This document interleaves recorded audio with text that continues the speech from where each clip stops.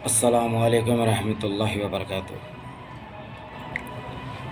अज़ान मोहतरम, बिरादरान इस्लाम, आप तमाम सभी को इमरान की तरफ से सलाम अर्ज़ है। साथ ही साथ घर में बैठी पर्दा नशीन इज़्ज़तदार माँ और बहनों को भी इमरान की तरफ से सलाम अर्ज़ है।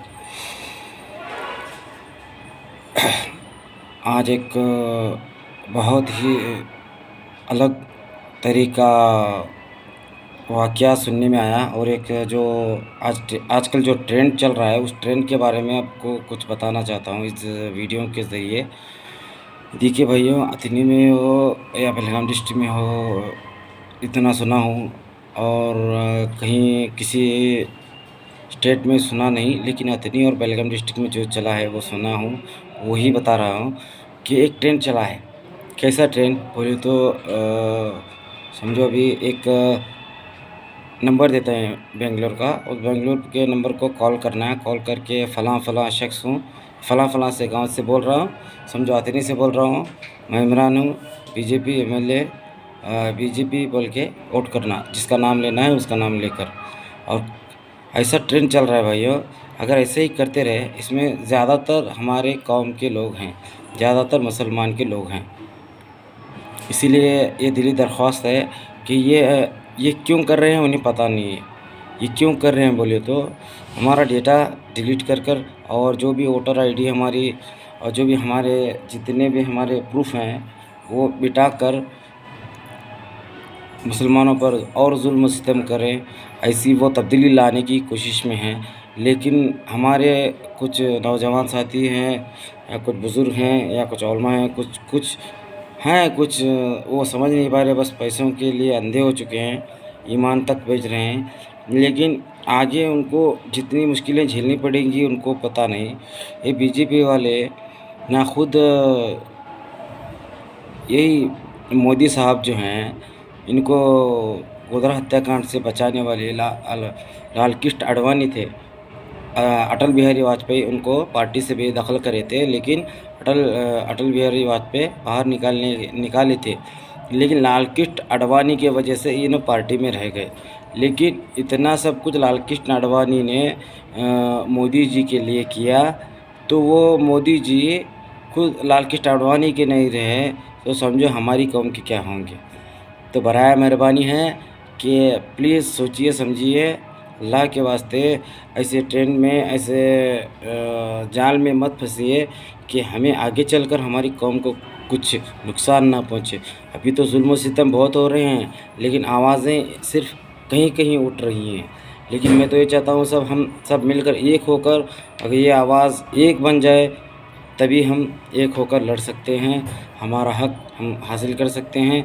और क़ियादत में भी, सियासत में भी हम अपना बराबरी का हिस्सा मांग रहे हैं, वो भी इंशाअल्लाह ताला मिल जाएगा।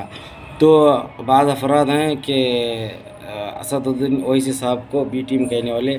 अबे बी टीम कहने वाले सुन लो, जहाँ असद साहब की पार्टी या हमारी पार्टी जो है एमआईएम तक नहीं रुकती, वहाँ पर कांग्रेस जीतती नहीं, बीजेपी क्यों जीत के आती? पहले इसका सवाल का जवाब दीजिए। और दूसरा जवाब जो है, जितना हो सके उतना आप सोचने की कोशिश करिए। अल्लाह ताला आपको दिमाग दिया है। एक देश के प्रधानमंत्री को उतनी इज़्ज़त अल्लाह ताला ने नहीं बख्शी जितने मेरे अल्लाह ताला असदुद्दीन ओवैसी साहब को बख्शी है, क्योंकि वो रोज़े महशर को गए, वहाँ पर दुआएं की, उम्मत के लिए की, और उनकी एक नवाफिल भी क़ज़ा नहीं होती। तो हैं ऐसे कोई, कांग्रेस में हो, जेडीएस में हो, बीजेपी में हो, है कोई मुसलमान की लीडर बहुत पार्टियों में है, लेकिन ऐसा कोई लीडर है जो वर्ल्ड में जो जितने भी जो भी वर्ल्ड में जितने भी पॉलिटिकल में जो नाम आता है, 5वें नंबर पर हमारे असद साहब का है। सिर्फ़ और सिर्फ वो एक एमपी हैं, एमपी होने के बावजूद उनका नंबर 5वें स्थान पर आता है। तो सोचिए कि उन कितनी कुर्बानियाँ कर रहे हैं हमारे लिए, हमारी कौम के लिए, दलितों के लिए, संविधान को बचाने के लिए। तो आप ज़रा गौर व फ़िक्र करिए कि हम किसका साथ दें या किसका साथ ना दें। तो हम तो ज़ोर ज़बरदस्ती नहीं करते, वक्त रहते हुए आकर हालात संभले तो इंशाअल्लाह ताला कुछ न कुछ तब्दील हो जाएगी। हम तो उनके साथ बरहक हैं। हम अल्लाह के वास्ते, हम ईमान के वास्ते अपने गर्दनें कटाने तक तैयार हैं। तो असद साहब का साथ दीजिए, पतंग का साथ दीजिए, मजलिस का साथ दीजिए, और इसके सिवा हमारा कोई सुनने वाला नहीं है। और खुदा है, खुदा है, खुदा से मांगिए, खुदा भी आपको जल्द से जल्द नहीं आता। क्यों? हमारे अमाल ही ख़राब है। तो अल्लाह ताला एक रहबर बनाकर जो हमें भेजा है, असदुद्दीन ओवैसी साहब, अकबर साहब हो, इम्तियाज़ जलील साहब हो, उस्मान गनी साहब हो, लतीफ़ पठान खान साहब हो, और जितने भी मेंबरान हैं, हमारे हक़ और हमारे वजूद के लिए लड़ रहे हैं, दलितों के लिए लड़ रहे हैं, संविधान को बचाने के लिए लड़ रहे हैं। तो ये सब छोड़कर आप बीजेपी को वोट दीजिए, बीजेपी को लाइए। बीजेपी की बी टीम है, बीजेपी की ए टीम है, कौन किसकी टीम है अब आने वाले इलेक्शनों में पता चल जाएगा। तो एक मुख्तसर बात है कि आप अभी तो रायबरेली सोनिया सोनिया गांधी तो जाने वाली भी इटली को है। उसके बाद सियासती दौरा वो राजीनामा देकर बची कोई प्रियंका गांधी जो है रायबरेली संभालेगी। रहा हमारा पप्पू साहब यानी कि राहुल गांधी, उनका तो दिमाग नहीं है। वो खुद बोल रहे हैं कि आपने सामने बैठा है राहुल गांधी, आप गलत समझ रहे हैं। वो राहुल गांधी नहीं है, वो राहुल गांधी तो मर चुका है, उनका दिमाग ख़राब हो चुका है। इसीलिए अब कांग्रेस में दमखम नहीं रहा। इसलिए बता रहा हूँ, जुड़िए। ये कौम सिर्फ मुसलमानों की नहीं है, पूरे देश की, पूरे देश के आवाम की पार्टी है। इसीलिए मुसलमानों की पार्टी नहीं है। संविधान को बचाने के लिए कर रहे हैं। हर जो कुछ भी करते हैं संविधान के दायरे में रहकर करते हैं। और जितने भी जुल्म सितम हो रहे हैं आप देख भी रहे हैं, लेकिन जब तक आप बीती नहीं होती तब तक कुछ पता नहीं चलता। जब तक आप बीती नहीं होती तब तक कुछ नहीं पता चलता। जब तक हमारे घरों तक आकर, वो हमारे घरों में, हमारे मोहल्लों में आकर हमारे मस्जिदें पढ़ाएं, या हमारे घर में हमारे माँ बच्चियों को, बहनों को जब तक वो करेंगे तब तक नहीं आप हम सुधरने वाले। क्योंकि उधर दर्द किसका पेट दुखता वही अजवान खाता, ये कहावत है। तो जो जहाँ पर नसीर और जुनैद का ज़िंदा जलाया गया, उनके घर के हालात की वजह से कौन पहुंचा क्या उधर? नहीं, सिवाय मेरे बैरिस्टर असदुद्दीन ओवैसी पहुंचे, वहाँ का दौरा करे। और वहाँ का अशोक गहलोत जो का एमपी का, जो राजस्थान का जो चीफ मिनिस्टर है, अभी तक वहाँ पर जाकर पूछा भी नहीं, करा भी नहीं। यहाँ तक कि एफआईआर करने पुलिस को रोक रहा है। तो सोचिए बीजेपी से कौन मिल रहा है? बीजेपी की टीम कौन सी है? बीजेपी की बी टीम कौन सी है? सबसे बड़ा हाथ बीजेपी को आगे लाने में कांग्रेस का है, ये मत समझिए आप। इतने जो अभी पार्टियां नए नए आ रहे हैं, तो ये आने का मकसद अलग नहीं है। ये आने का मकसद सिर्फ और सिर्फ कांग्रेस ही है। कांग्रेस के बदौलत इतनी पार्टियां बढ़ी हैं। 75 साल अंधे थे, अब तो आंखें खोलो, अब तो आंखें खोल कर देखो। 75 साल हम गुलामी करें उनकी, कांग्रेसों की। ना बाबरी मस्जिद के बारे में कोई बोला नहीं, 3 तलाक हमारी शरीयत में कुछ कोई बोला नहीं, और CNRC CAA के बारे में कोई उठा नहीं। इसीलिए जो है हर जो मुद्दे पर जो है मेरे असदुद्दीन ओवैसी साहब जो बोलते हैं, बोलकर उनके पीछे कोई भी नहीं रहता। सिर्फ़ और सिर्फ मेरा शेर एक असदुद्दीन ओवैसी साहब जो दहाड़ता है, वो दहाड़ने की वजह से आज 501 550 एक तरफ और एक मेरा शेर एक तरफ है। इसीलिए मैं अल्लाह से दुआ करता हूँ कि हम सबको नेक हिदायत दे, असद साहब का साथ देने की, मजलिस का साथ देने की। क्योंकि वो हमारी पार्टी है, हम हक़ से पूछ सकते हैं क्यों काम करे क्यों नहीं, काम करे क्यों नहीं। इसीलिए जो है हम पूछ सकते हैं क्यों, क्योंकि हमारे रहते हैं, अपने रहते हैं। पूछ भी सकते हैं क्यों बा हमारा काम क्यों नहीं हुआ, कम काम करने वाले थे, आपको चुन कर लाए हैं। पूछिए, ये आपका फ़र्ज़ बनता है। क्या इतने दिन अब कब तक गैरों के पास ही जाकर हम देखो भाई हमारा काम है कर लो, इतना ऐसा करना है, यार देख भाई मेरा काम है, ये गली का है, मेरा मोहल्ले का है, ये बेवा का है, यतीमों का है, जो कुछ भी है। हमारे अगर मेंबर होंगे, हमारे अगर पार्लियामेंट में होंगे, हमारे अगर सुप्रीम कोर्ट में अगर और ज़्यादा से ज़्यादा जज होंगे, डॉक्टर होंगे, तो इसका फ़ायदा हमें मुसलमानों को और दलितों को होगा, और देश बचने की भी कगार पर होगा। लेकिन बीजेपी का साथ देकर किसी का भला नहीं हुआ, और कांग्रेस तो गई अभी, डब्बा गुल हो गया इंशाअल्लाह ताला। 2030 तक नामो निशान मिटने वाला है इंशाअल्लाह ताला। अल्लाह के वास्ते समझिए, अल्लाह दिमाग दिया है, सिर्फ पैसों के वास्ते और कुछ गाड़ी बंगलों के वास्ते ये मत कीजिए भाइयों। आपसे तहे दिल से हाथ जोड़कर गुजारिश करता हूँ कि जो हमारे रहबर लड़ रहे हैं, हमारी कौम के लिए लड़ रहे हैं, संविधान के लिए लड़ रहे हैं, ना हक के लिए लड़ रहे हैं, आदिवासियों के लिए लड़ रहे हैं, तो उनका साथ देना हमारा बरहक है भाई, बरहक है हमारा भाई। क्योंकि वो अपना घर बार सब छोड़कर चले जाते, क्यों चले जाते? क्या उनके पास प्रॉपर्टी नहीं है? क्या उनके पास पैसा नहीं है? आराम से ज़िंदगी गुजार सकते हो। एमपी बनकर, क्या एमपी रिज़ाइन देकर भी बना सकते, एमएलए बनकर बैठ कर खा सकते, क्यों नहीं? क्योंकि उनके अंदर फ़िक्र है, उनके दिल में फ़िक्र है, जो मरने के बाद अल्लाह को जवाब दे सकूं। ये कौन करता है भाई? सिर्फ़ और सिर्फ अल्लाह के नेक बंदे जो रहते हैं ना, वही करते हैं। इसीलिए अल्लाह का बंदा जो काम कर रहा है, उसे काम करने से मत रुकिए।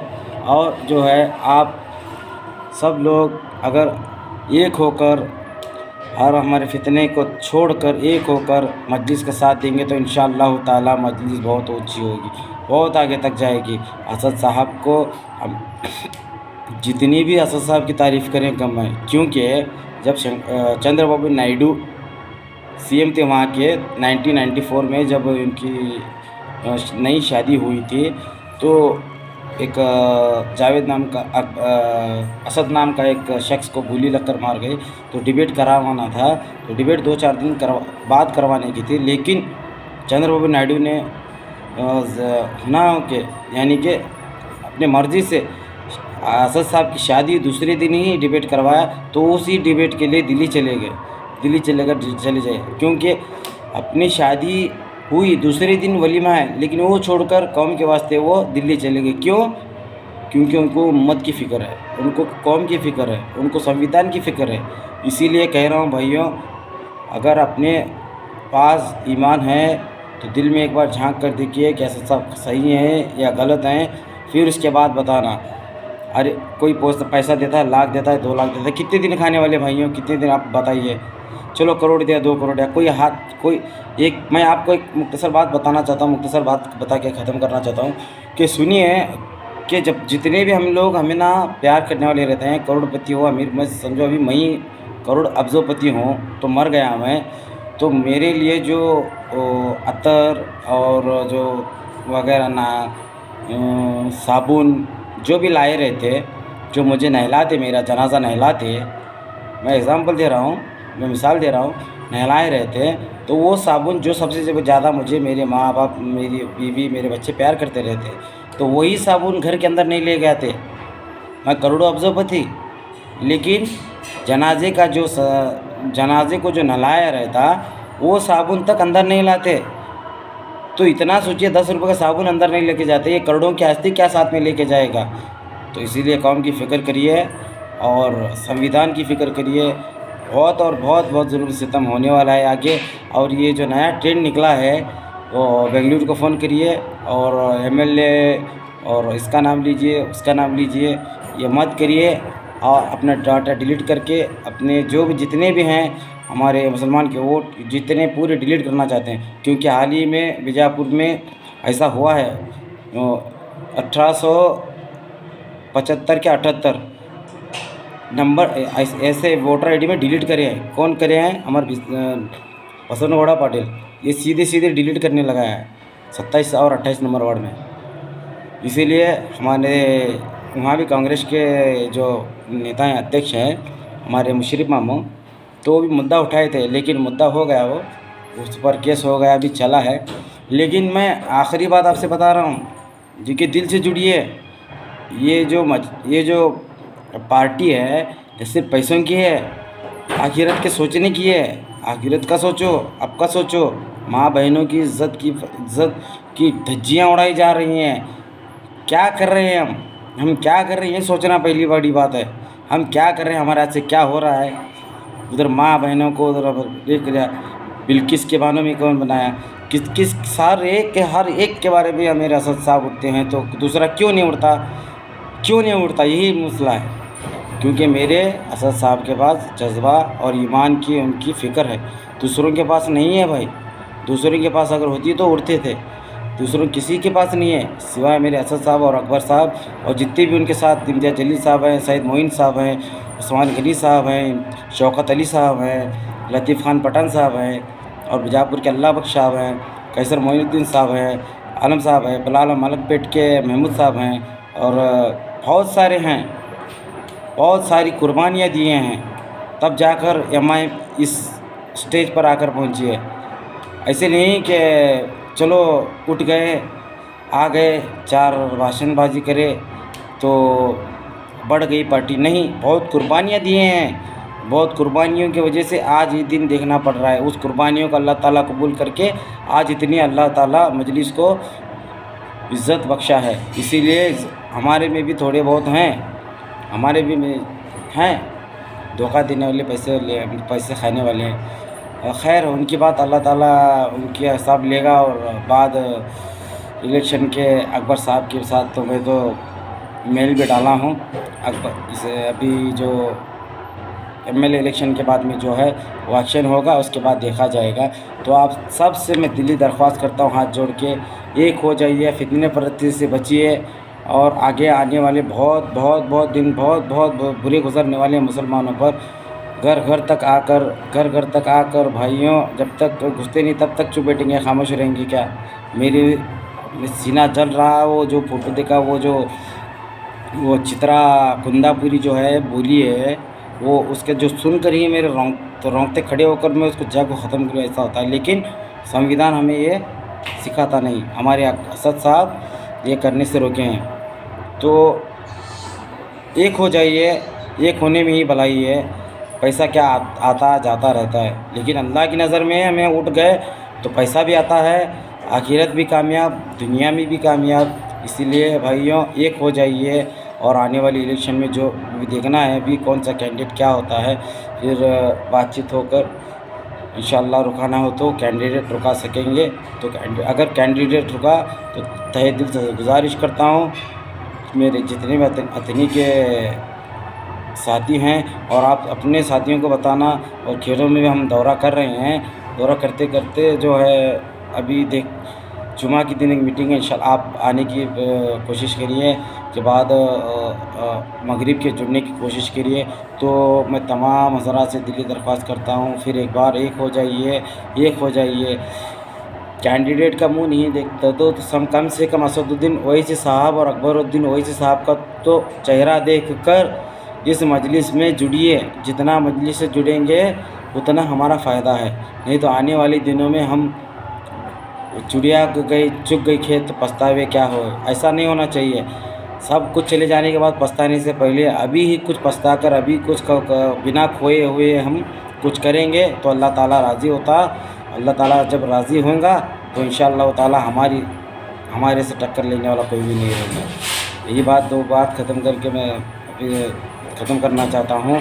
और मेरे जितने भी भाई अतनी के भाई हैं, दिमागों में जितने भी आपके भूसा भरे हैं, दिमाग में केमिकल लोचा भरे हैं पैसों की वजह से, कौम के लिए काम करिए, संविधान के लिए काम करिए, दलितों के लिए काम करिए, आदिवासियों के लिए काम करिए, जुल्म के ख़िलाफ़ लड़िए। यही हमारा मुद्दा है, यह मेरा ट्रेंड है, ये हमारा एजेंडा है। और जो भी गलती होगी तो बोलने में माफ़ी चाहता हूँ। और जो हमारे आबिद मुल्ला और हमारे प्रमोद हीरेमनी साहब जो जितना काम कर रहे हैं, बहुत मेहनत करे हैं प्रमोद हीरेमनी साहब, और यहाँ पर हाफिज़ साहब है और मैं हूँ, बहुत चंद साथी हैं कर रहे हैं। इंशाअल्लाह दुआ करिए कि हम कामयाब हों। अगर मुझे बोलने में कुछ गलती होगी तो माफ़ करिए। और हमेशा माँ बाप की खिदमत में लगिए और हमेशा अल्लाह के ज़िक्र का अपने ज़ुबान पे स्वाद रखिए। और मजलिस का साथ देने के लिए फिर से एक बार गुजारिश करता हूँ। जय भीम, अल्लाह हाफिज़।